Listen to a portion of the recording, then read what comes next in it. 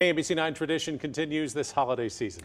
Children and grandchildren of our staff sit down with Larry Moore for a reading of the classic tale, "Twas the Night Before Christmas." 'Twas the night before Christmas, when all through the house not a creature was stirring, not even a mouse. The stockings were hung by the chimney with care, in hopes that St. Nicholas soon would be there. The children were nestled all snug in their beds, while visions of sugar plums danced in their heads. And Mama in her kerchief and I in my cap had just settled down for a long winter's nap, when out on the lawn there rose such a clatter. I sprang from my bed to see what was the matter, and away to the window I flew like a flash, tore open the shutters and threw up the sash.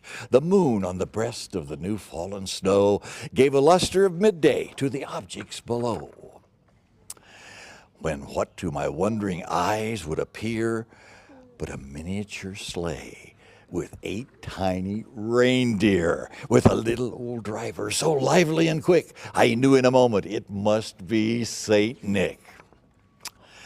More rapid than eagles, his coursers they came, and he whistled and shouted and called them by name. Now Dasher, now Dancer, now Prancer and Vixen, on Comet, on Cupid, on Donder and Blitzen.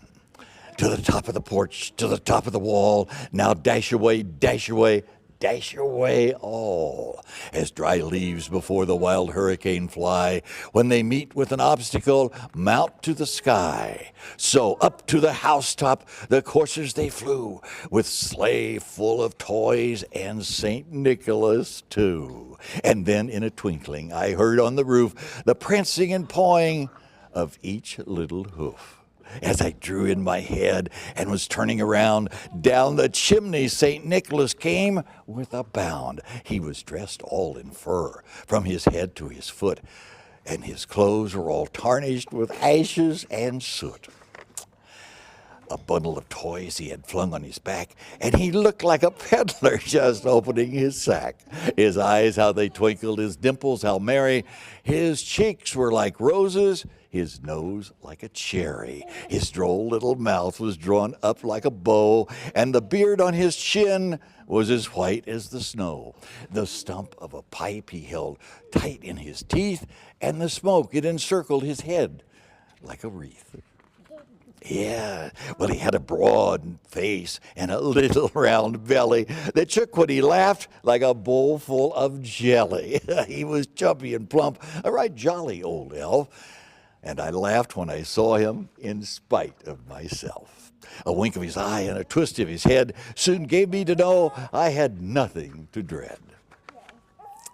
He spoke not a word, but went straight to his work and filled all the stockings, then turned with a jerk, and laying his finger aside of his nose and giving a nod, up the chimney he rose.